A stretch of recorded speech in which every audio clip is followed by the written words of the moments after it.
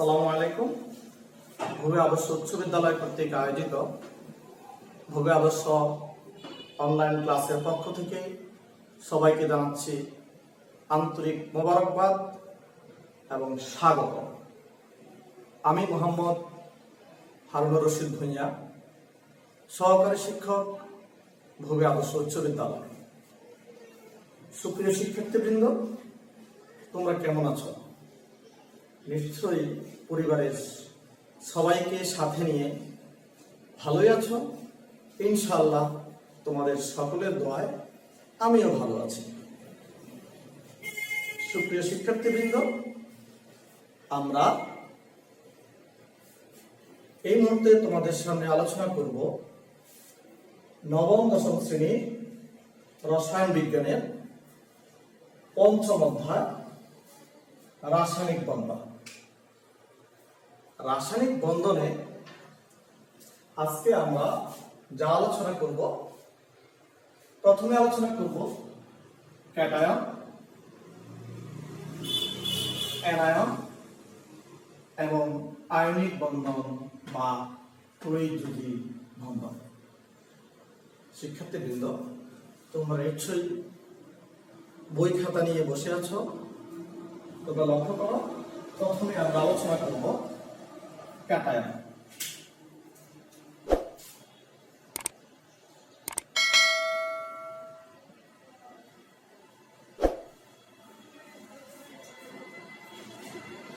তোমরা জানো, ক্যাটায়ন আলোচনা করতে গেলে প্রথমত আমাদেরকে জানতে হবে সকল পরমাণু কি অবস্থায় থাকে। তোমরা জানো, যে কোনো একটি পরমাণু সাধারণত নিরপেক্ষ হয়, কারণ একটি পরমাণুর নিউক্লিয়াসে যতটি প্রোটন থাকে ঠিক তার বাইরের শক্তিস্তরগুলোতে তার সমান সংখ্যক ইলেকট্রন অবস্থান করে, যার ফলে পরমাণুটি নিরপেক্ষ হয়। কিন্তু কিছু কিছু পরমাণু আছে যাদের সর্বশেষ শক্তি স্তরে একটি কিংবা দুইটি কিংবা তিনটি ইলেকট্রন থাকে। তাদের ইলেকট্রনগুলো পরমাণুর নিউক্লিয়াস থেকে সাধারণত অনেক দূরে থাকে, যার ফলে তাদের আয়নীকরণ শক্তির মান কম থাকে। অর্থাৎ নিউক্লিয়াস তাদের ইলেকট্রনগুলোকে কম শক্তিতে আকর্ষণ করে, ফলে তারা সহজে ওই ইলেকট্রনগুলো ত্যাগ করে। আসো আমরা একটি পরমাণু নিয়ে আলোচনা করি, যেমন সোডিয়াম। আমরা সোডিয়াম ইলেকট্রন বিন্যাস থেকে আমরা দেখি 281। এই সোডিয়াম পরমাণু তোমরা জানো, তার প্রথম শক্তি স্তরে 2টি ইলেকট্রন থাকে, দ্বিতীয় শক্তি স্তরে 8টি ইলেকট্রন থাকে, তৃতীয় শক্তি স্তরে 1টি ইলেকট্রন থাকে। যেহেতু তার এই তৃতীয় শক্তি স্তরে 1টি ইলেকট্রন থাকে, এই ইলেকট্রনটি এই সোডিয়াম পরমাণু নিউক্লিয়াস থেকে অনেক দূরে অবস্থান করে, যার ফলে সে তার ইলেকট্রনটি সহজেই ত্যাগ করে। তাহলে আসো আমরা এই সোডিয়াম পরমাণুটিকে আমরা একটু চিত্রের মাধ্যমে দেখি। এই পরমাণুটি যদি সোডিয়াম হয়, এটি নিউক্লিয়াস, তার প্রথম শক্তি স্তরে 2টি ইলেকট্রন,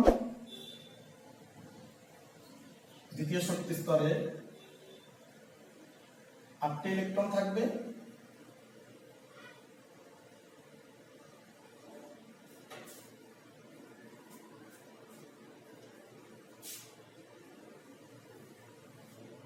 তৃতীয় শক্তি স্তরে 1টি। অর্থাৎ এই পরমাণুটি একটি সোডিয়াম পরমাণু। এখন তোমরা জানো যে একটি পরমাণু সাধারণত তার নিউক্লিয়াসে যতটি ধনাত্মক আধান বিশিষ্ট প্রোটন থাকে তার বাইরের শক্তি স্তরগুলোতে ঠিক ততগুলো ঋণাত্মক আধান বিশিষ্ট ইলেকট্রন থাকবে। কিন্তু আমরা জানি যে যে সকল পরমাণু বাইরের শক্তি স্তরে একটি ইলেকট্রন অথবা দুইটি ইলেকট্রন অথবা তিনটি ইলেকট্রন থাকবে তারা সাধারণত ধাতু হয়। অর্থাৎ যে সকল পরমাণুর বহিস্থ কক্ষপথে একটি দুইটি বা তিনটি ইলেকট্রন থাকে তাদের ইলেকট্রনগুলো পরমাণুর নিউক্লিয়াস থেকে অনেক দূরে অবস্থান করে, যার ফলে এই নিউক্লিয়াস থেকে তার আকর্ষণ শক্তি ওই ইলেকট্রনের প্রতি কমে যায়। অর্থাৎ সে এই ইলেকট্রনটি সহজে ত্যাগ করে কি করে? আমরা জানি প্রত্যেক পরমাণু তার নিকটবর্তী নিষ্ক্রিয় গ্যাসের ইলেকট্রন বিন্যাস অর্জন করবে। এই ক্ষেত্রে সোডিয়ামের নিকটবর্তী নিষ্ক্রিয় গ্যাস হলো নিয়ন, যার ইলেকট্রন বিন্যাস 2,8। অর্থাৎ এই সোডিয়াম পরমাণুটি যদি তার বাইরের শক্তিস্তর থেকে একটি ইলেকট্রন ত্যাগ করে তাহলে সে তার নিকটবর্তী নিষ্ক্রিয় গ্যাসের ইলেকট্রন বিন্যাস অর্জন করবে, যার ফলে সে এই ইলেকট্রনটি সে সহজে ত্যাগ করে। অর্থাৎ সে তার নিকটবর্তী বাইরের শক্তি স্তর থেকে ইলেকট্রনটি যদি চলে যায় তাহলে আমরা দেখতে পাই তার প্রথম শক্তি স্তরে দুইটি, দ্বিতীয় শক্তি স্তরে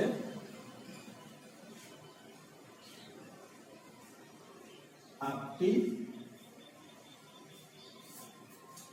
অর্থাৎ এই ইলেকট্রনটিকে সেই সহজেই ত্যাগ করে নিকটবর্তী নিষ্ক্রিয় গ্যাসের ইলেকট্রন বিন্যাস অর্জন করলে একটি স্থায়ী পরমাণুতে পরিণত হতে পারে, সেই কারণে সেই ইলেকট্রনটিকে ত্যাগ করে। অর্থাৎ সোডিয়াম পরমাণু নিয়নের ইলেকট্রন বিন্যাস অর্জন করে, এই ক্ষেত্রে সে একটি ইলেকট্রন সে ত্যাগ করে যায়। অর্থাৎ এটি যেহেতু তার বাইরের শক্তি স্তরে একটি মাত্র ইলেকট্রন ছিল এবং তার শক্তি স্তর ছিল তিনটি, এক্ষেত্রে সে একটি ইলেকট্রন ত্যাগ করে তার শক্তি স্তর হয়েছে দুইটি। অর্থাৎ পরমাণুটি একটি ধনাত্মক আধান বিশিষ্ট পরমাণুতে পরিণত হয়। অর্থাৎ এটি একটি আয়নে পরিণত হয়। সুপ্রিয় শিক্ষার্থীবৃন্দ, তোমরা লক্ষ্য করো সোডিয়াম তার বাইরের শক্তি স্তরে একটি ইলেকট্রন ছিল। এই বাইরের শক্তি স্তরে একটি ইলেকট্রন থাকার কারণে তার নিউক্লিয়াস থেকে ইলেকট্রনটি অনেক দূরে থাকে, তার আকারটা অনেক বড় থাকে, যার ফলে তার এই ইলেকট্রনের প্রতি নিউক্লিয়াসের আকর্ষণ শক্তি অনেক কমে যায়। ফলে সে ইলেকট্রনটি ত্যাগ করে তার নিকটবর্তী নিষ্ক্রিয় গ্যাস নিয়নের ইলেকট্রন বিন্যাস অর্জন করে। অর্জন করতে গিয়ে সে তার বাইরের শক্তি স্তর থেকে একটি ইলেকট্রন সে ত্যাগ করে, ফলে সে একটি ধনাত্মক আধান বিশিষ্ট আয়নে পরিণত হয়। অর্থাৎ সোডিয়াম পরমাণুটি একটি সোডিয়াম আয়ন অর্থাৎ ধনাত্মক আয়নে পরিণত হয়েছে। অর্থাৎ আমরা বলতে পারি তাহলে এভাবে ধনাত্মক আধানযুক্ত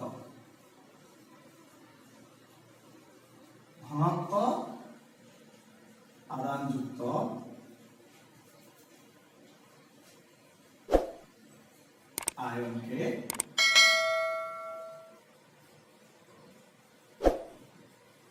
ক্যাটায়ন বলে। তাহলে সোডিয়াম পরমাণুটি যখন তার বাইরের শক্তি স্তর থেকে একটি ইলেকট্রন হারিয়ে ফেলে, অর্থাৎ এটি নিষ্ক্রিয় গ্যাস নিয়মের ইলেকট্রন বিন্যাস অর্জন করে, তখন সেটি ধনাত্মক আধানযুক্ত আয়নে পরিণত হয়। এই ধনাত্মক আধানযুক্ত আয়নকে আমরা সাধারণত ক্যাটায়ন বলি। তাহলে আসো সোডিয়ামের মতো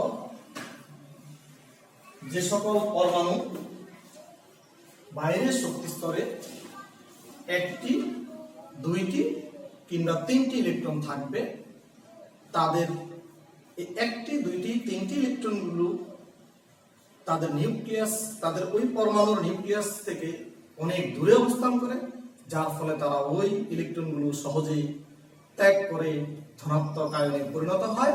এই ধনাত্মক আয়নে পরিণত হওয়ার নামই হচ্ছে ক্যাটায়ন। তোমরা একই নিয়ম অনুসরণ করে ম্যাগনেসিয়াম কিভাবে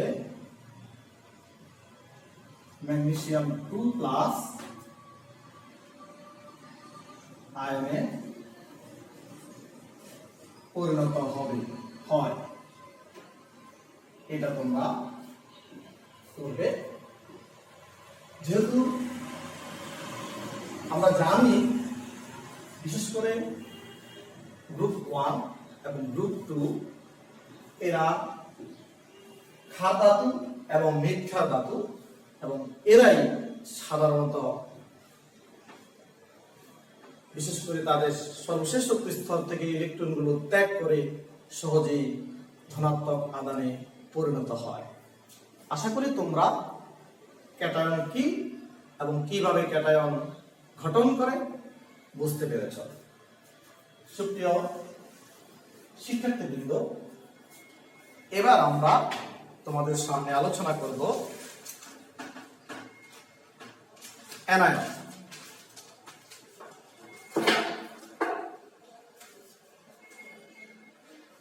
তাহলে আমরা এখন আলোচনা করব অ্যানায়ন।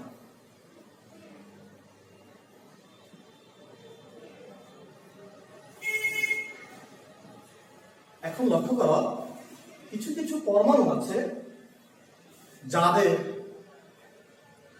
বাইরের শক্তি স্তরে 5টি কিংবা 6টি কিংবা 7টি ইলেকট্রন থাকে, অথবা 1টি, 2টি, 3টি ইলেকট্রন কম থাকে। তাহলে সর্বশেষ শক্তি স্তরে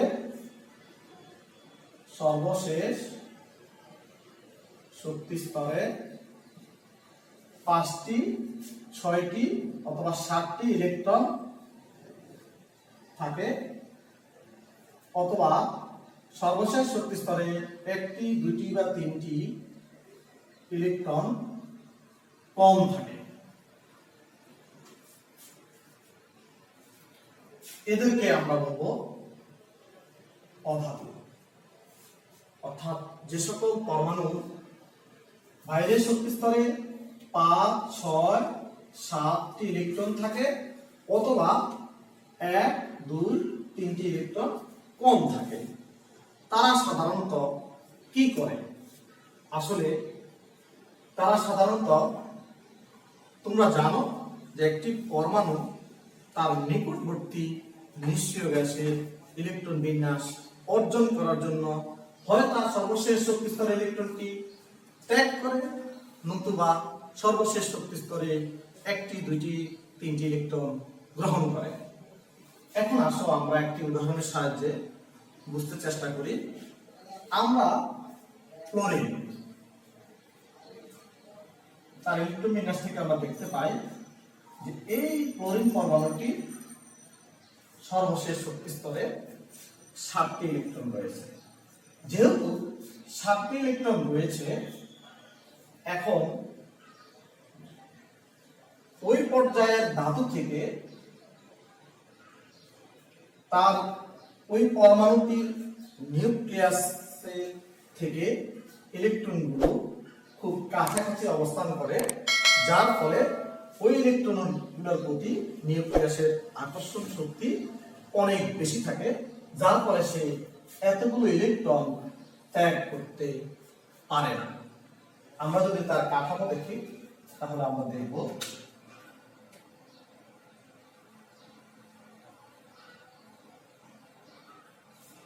তার প্রথম শক্তি স্তরে দুইটি ইলেকট্রন আছে,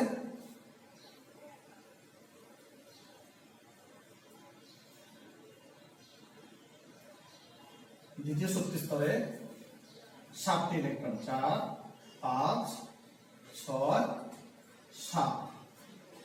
আমরা একটু আগে তোমাদেরকে বলেছি যে এই ক্লোরিন পরমাণুটি তার বাইরের শক্তি স্তরে যেহেতু 7টি ইলেকট্রন আছে, এই 7টি ইলেকট্রন থাকার কারণে এই নিউক্লিয়াস ইলেকট্রনের প্রতি তাকে অনেক জোরে আকর্ষণ করে, যার ফলে সে এতগুলো ইলেকট্রন সহজে ত্যাগ করতে পারে না।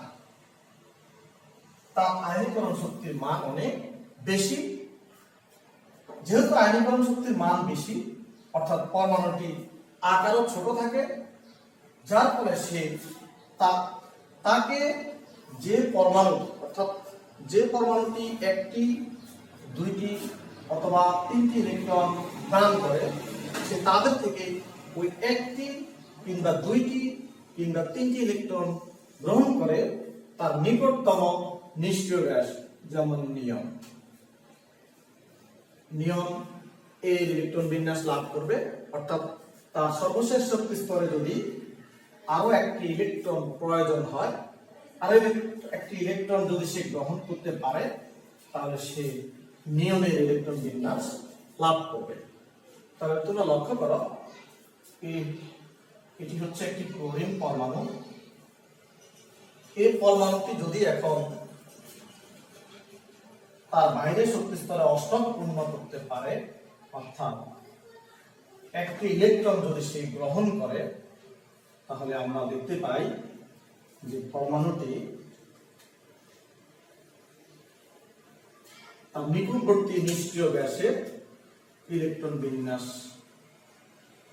অর্জন করতে পারবে, অর্থাৎ নিয়নের মতো একটি স্থায়ী স্থিতিশীল যৌগ সে গঠন করতে পারবে।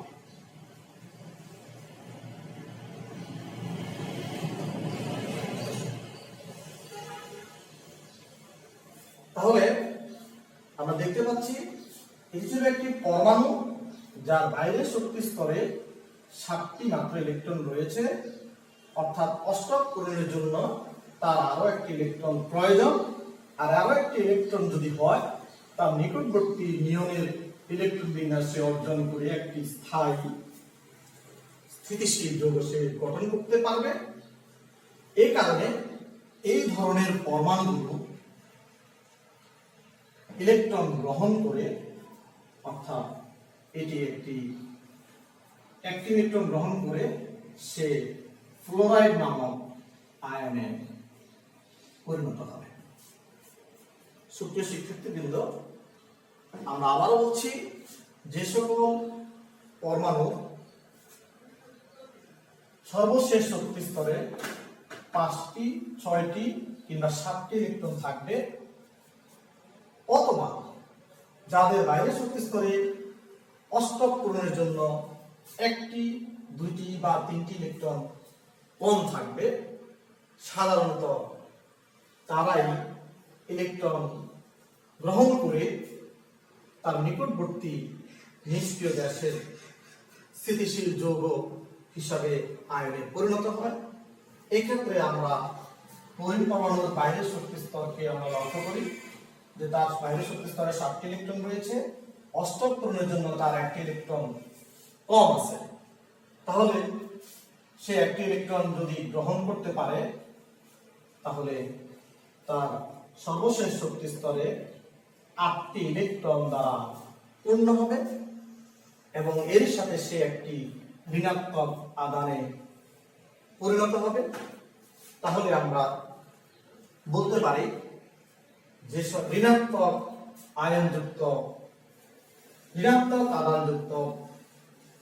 পরমাণুকে আমরা অ্যানায়ন বলতে পারি।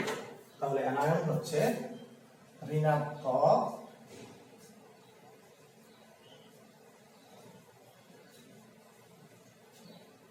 আধান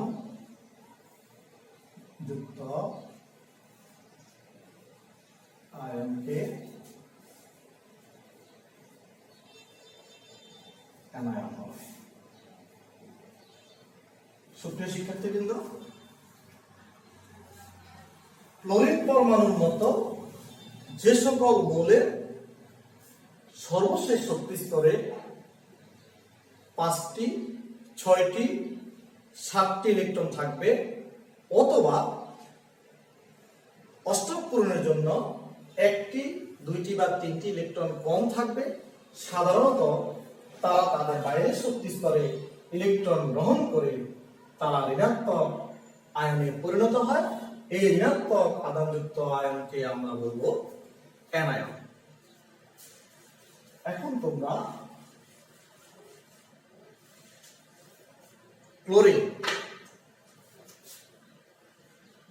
ক্লোরিন কিভাবে ক্লোরাইড আয়নে পরিণত হয়,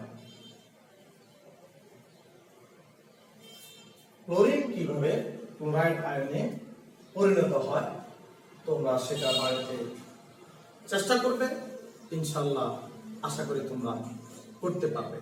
এটা তোমরা করে নেবে, নিশ্চয়ই তোমরা ইনশাআল্লাহ ক্যাটায়ন এবং অ্যানায়ন বুঝতে পেরেছ। এইবার আমরা তোমাদের সামনে আলোচনা করব আয়নিক বন্ধন।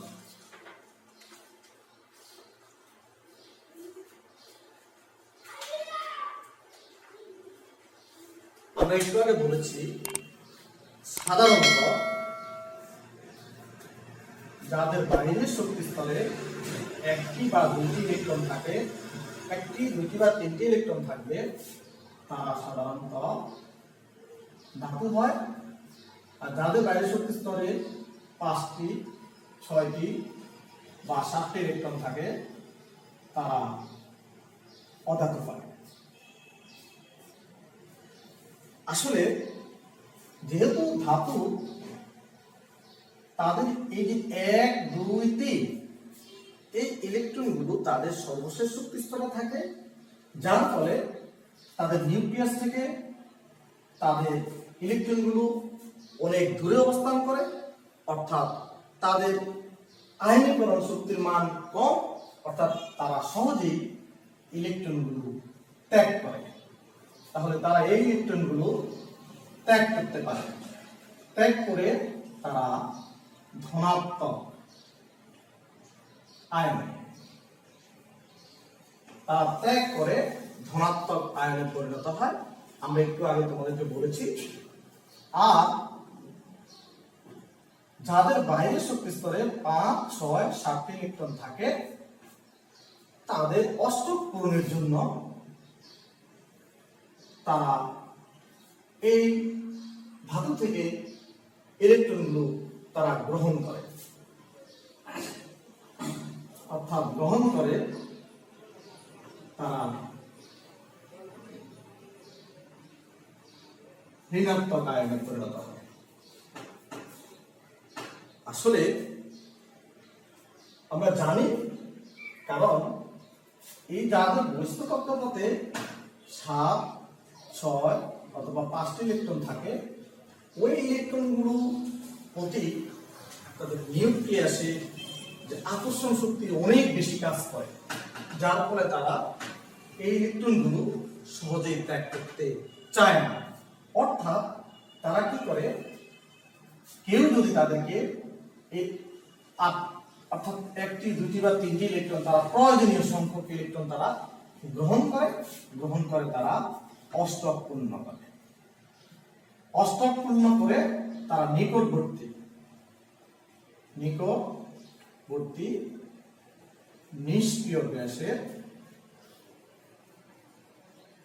বিন্যাস লাভ করে, অর্থাৎ তারা একটা স্থিতিশীল যৌগ হিসাবে পরিণত হতে চায় এবং এভাবে তারা স্থিতিশীলতা অর্জন করে।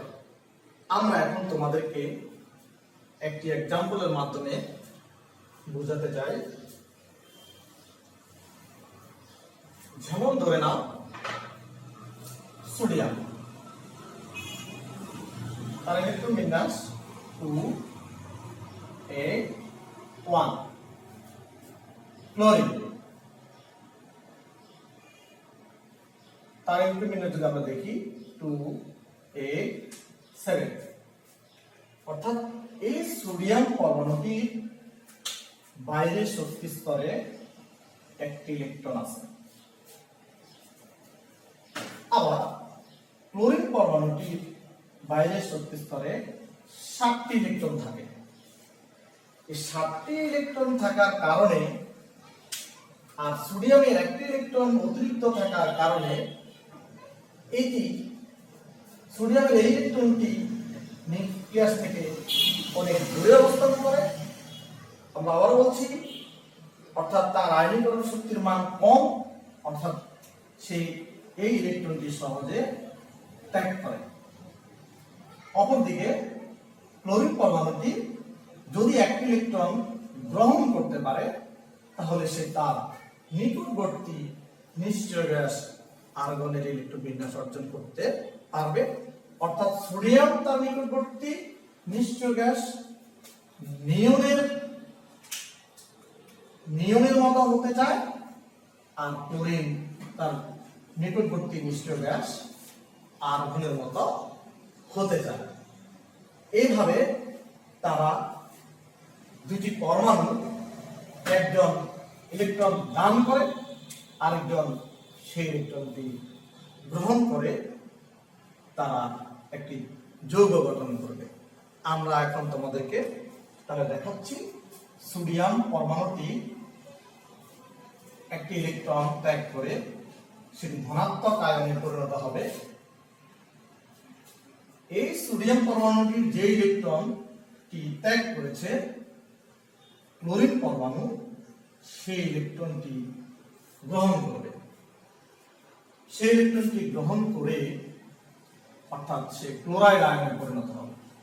তাহলে আমরা দেখি সোডিয়াম প্লাস ক্লোরিন, আমরা দেখতে পাচ্ছি এখানে সোডিয়াম ত্যাগ করে সোডিয়াম আয়ন, ক্লোরিন গ্রহণ করে ক্লোরাইড আয়ন, অর্থাৎ সোডিয়াম ক্লোরাইড নামক যৌগ গঠন করে।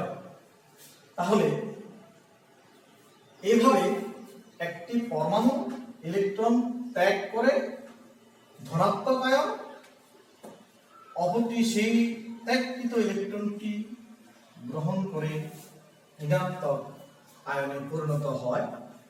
এই ধনাত্মক এবং ঋণাত্মক আয়নদ্বয় পরস্পরের সাথে যুক্ত হয়ে যে বন্ধন গঠন করে তাকে আমরা বলব আয়নিক বন্ধন।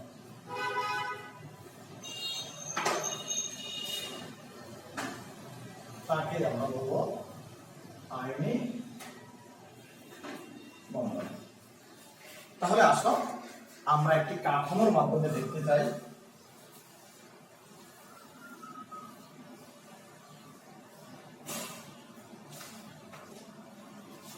আমরা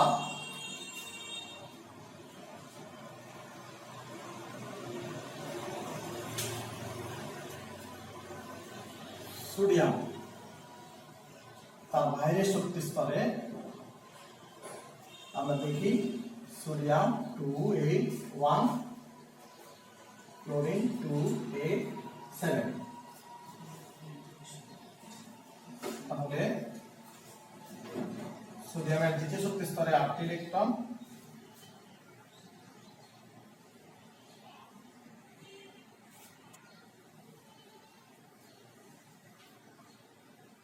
তার সর্বশেষ শক্তি স্তরে একটি মাত্র ইলেকট্রন আছে। এই সোডিয়াম পরমাণুটি একটি ইলেকট্রন ত্যাগ করবে। ত্যাগ করে সে তার নিকটবর্তী নিষ্ক্রিয় গ্যাস নিয়নের ইলেকট্রন বিন্যাস অর্জন করবে। অর্থাৎ আমরা যদি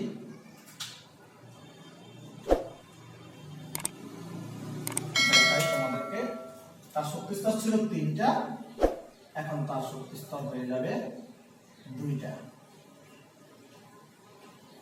তার ইলেকট্রন ছিল 11, একটা ইলেকট্রন ত্যাগ করার ফলে তার ইলেকট্রন হবে 10, অর্থাৎ সে একটা ইলেকট্রন ত্যাগ করে এখানে সে ধনাত্মক আধান বিশিষ্ট অর্থাৎ সোডিয়াম আয়নে পরিণত হবে।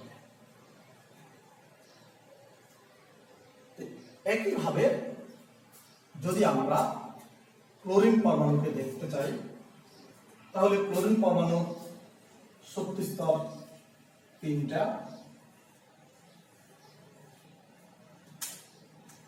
নিউক্লিয়াস, তার প্রথম শক্তিস্তরে ইলেকট্রন থাকে 2টি, দ্বিতীয় শক্তিস্তরে ইলেকট্রন থাকবে 8টি,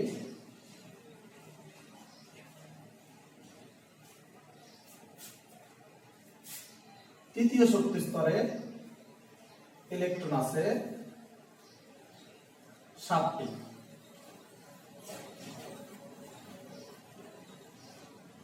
অর্থাৎ এখানে তার একটি ইলেকট্রন কম আছে। এটি হচ্ছে ক্লোরিন পরমাণু। এখন এই ক্লোরিন পরমাণু আরো একটি ইলেকট্রন প্রয়োজন, সেই ইলেকট্রনটি সোডিয়াম পরমাণু থেকে গ্রহণ করবে। তাহলে গ্রহণ করলে তার চিত্রটি দাঁড়াচ্ছে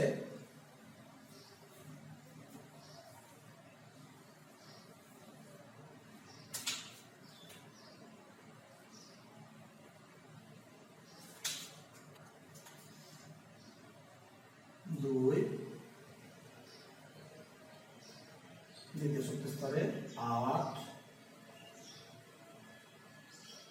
তৃতীয় শক্তিস্তরে 8,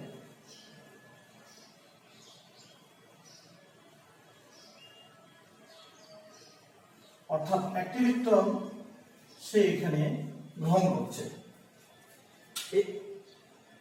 একটি ইলেকট্রন সোডিয়াম পরমাণু একটি ইলেকট্রন ত্যাগ করছে, এখানে ত্যাগ আর এখানে হচ্ছে গ্রহণ। তাহলে তার কাঠামোটা আমরা দেখতে পাই যে সে একটি ঋণাত্মক আয়নে পরিণত হয়, অর্থাৎ এটি হচ্ছে ক্লোরিন ক্লোরাইড আয়ন। সুপ্রিয় শিক্ষার্থীবৃন্দ, তাহলে আমরা লক্ষ্য করি সোডিয়াম পরমাণু তার বাইরের শক্তিস্তর থেকে একটি ইলেকট্রন ক্লোরিন পরমাণুকে দান করে তার নিকটবর্তী নিষ্ক্রিয় গ্যাস নিয়নের ইলেকট্রন বিন্যাস অর্জন করে এবং সে নিজে একটি ধনাত্মক আধান বিশিষ্ট আয়নে পরিণত হয়। একইভাবে ক্লোরিন পরমাণুটি তার বাইরের শক্তিস্তরে যেহেতু অষ্টক পূরণের জন্য একটি ইলেকট্রন কম আছে, তাই সে সোডিয়াম পরমাণু থেকে তার ইলেকট্রনটি দানকৃত ইলেকট্রনটি গ্রহণ করে সে অষ্টক পূর্ণ করেছে, অর্থাৎ আর্গনের ইলেকট্রন বিন্যাস অর্জন করতে গিয়ে সে নিজে ঋণাত্মক আধান বিশিষ্ট আয়নে পরিণত হয়েছে। তাহলে আসো আমরা বলতে পারি যে আকর্ষণের ফলে অর্থাৎ এই সোডিয়াম আয়ন এবং এই ক্লোরাইড আয়ন যদি পরস্পরের সাথে যুক্ত হয় তখন তারা এক ধরনের বন্ধন গঠন করে, যার নাম আমরা বলতে পারি আয়নিক বন্ধন। তাহলে আসো আমরা যদি সংজ্ঞাটা লিখি, তাহলে আমরা লিখতে পারি যে আকর্ষণের ফলে ক্যাটায়ন ও অ্যানায়ন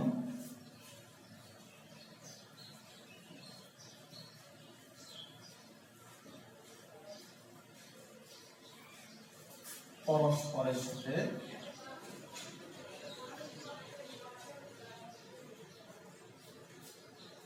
যুক্ত থাকে।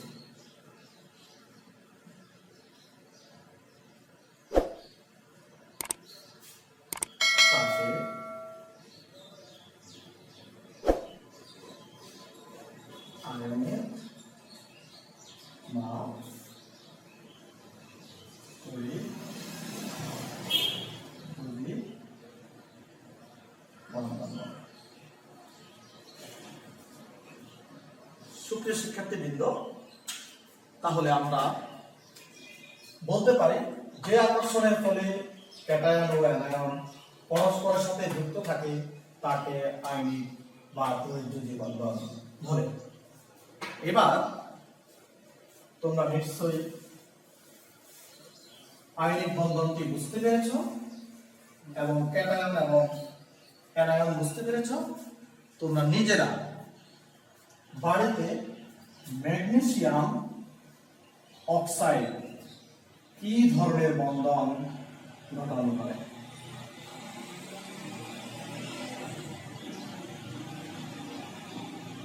কি ধরনের বন্ধন গঠন করে। সুপ্রিয় শিক্ষার্থীবৃন্দ, তোমরা এই ম্যাগনেসিয়াম অক্সাইড যৌগটি কি ধরনের বন্ধন গঠন করবে তোমরা সেটি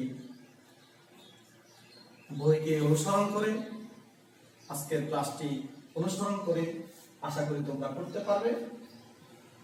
তাহলে সবাই ভালো থাকো, সুস্থ থাকো, সুন্দর থাকো, এই কামনায় আজকের ক্লাস এখানে শেষ করলাম। ধন্যবাদ সবাইকে।